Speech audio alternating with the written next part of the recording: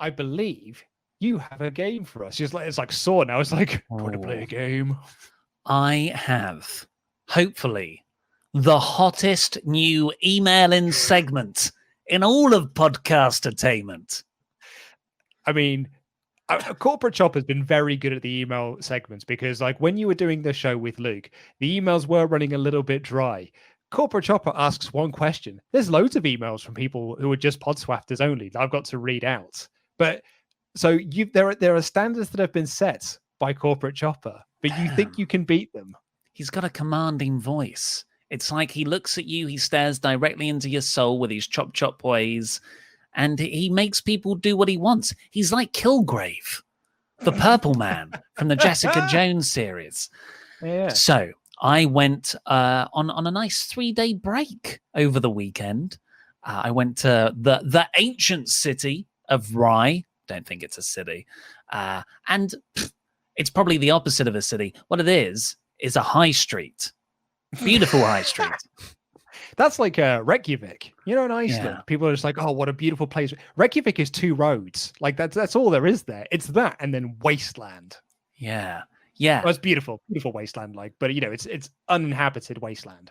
It's a waste of land. What Rye's got going for it, and I really did enjoy my time there, but it's the high street. Ancient city. Ancient high street, more like. All the houses have the numbers of the years they were built in. I'm seeing 1520 nice. Go past. I'm seeing rebuilt in 1480.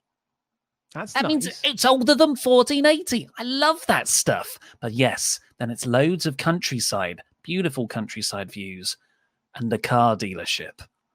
Like, did they have to put that there?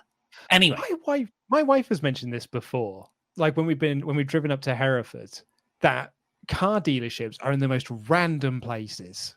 Like they are just like they'll be in the middle of the countryside, and all of a sudden, car dealership. Nothing else on that road, but a car dealership is there. And really, that's a bad way to sell cars, because you'd think the people who need cars most are the people currently without cars. So to put your business in a place that is only accessible by cars, it's a slap in the face to the people without cars who want cars. Exactly. It's racist is what it is. It's not really. But anyway, you've got a game for us. No, it's racist is what it is. It's racist and transphobic. I'm sorry, I only half heard what you said, but I'm going to assume it's both of those things.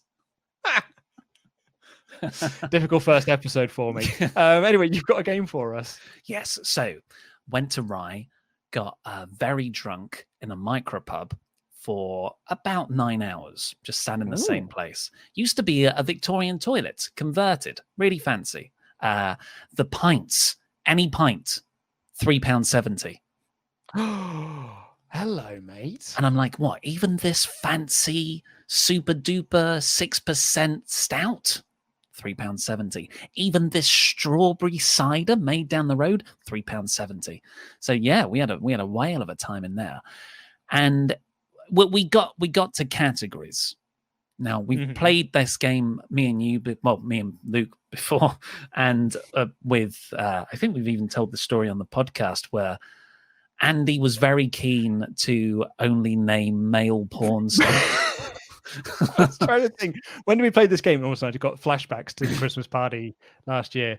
Louis Dangour was very confident that he could name NXT UK wrestlers, and then just stopped at about 5 and couldn't name any more.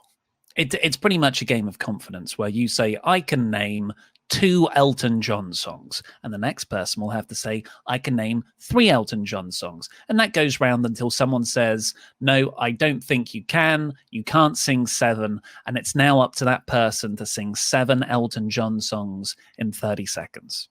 Problem was, when this was done at the Christmas party, it was just like you'd say NXT UK wrestlers, and someone would go 20. Like, well, I'm not going to say 21, so I guess it's we didn't really get into the spirit of the game, which is what led to Andy saying, like, I think it was 10 or like 12 porn stars, and then named 11 male porn stars.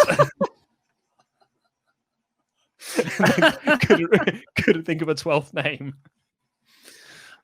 Could maybe name some women. Anyway, there aren't any famous ones. That's no, the problem. No, I can't think of a single one. So we've got that build-in where we'd say you have to start at 1. So it goes round sort of sequentially, but you can jump up if you want. And with the song ones, the idea is you have to sing enough of the song to get the rest of the table singing along with you. So there's an added pressure. So you can't just... Okay, so if I was to say, like, if it was Elton John songs, you couldn't name like a random 10th track off an album that no one knows. It's got to be a song that people recognize. You got to say, like, I'm Still Standing, because everyone can sing enough of that song around the table. That's it. And that's key. You've got to know about 4, ideally the bridge and then the chorus of the song, because then you can get everyone join you for the chorus. The 30-second limit isn't as big a deal when you're doing the song ones for us. And it gets to me. I can name 7 Disney songs. I can sing 7 Disney songs. Easy stuff. Easy, right? But when you've had about 7 pints and no dinner yet, and you're panicking, then because you don't think you're going to get challenged. So you put on the spot immediately, and I sing a bunch, and then I just crumble, because instead of Hakuna Matata, I sing Timon and Pumbaa. What a wonderful pair. Legit thinking those were the lyrics. And everyone lost it, because that's a stupid mistake to make. I started to lose it as well. And in an attempt to claw back some credibility, I made the exact same mistake and said, let it snow, let it snow. But you know what? Oh, yeah. I think those are better names for those songs. So Timon and Pumbaa, what a wonder! So, and Let It Snow. It makes sense. Let it snow, let it snow. So this is my game. People who get the names of songs wrong, but think those names are better names for those songs. I like it. I like it. We actually, on that note, so do get there, support@WrestleTalk.com. Send us an email.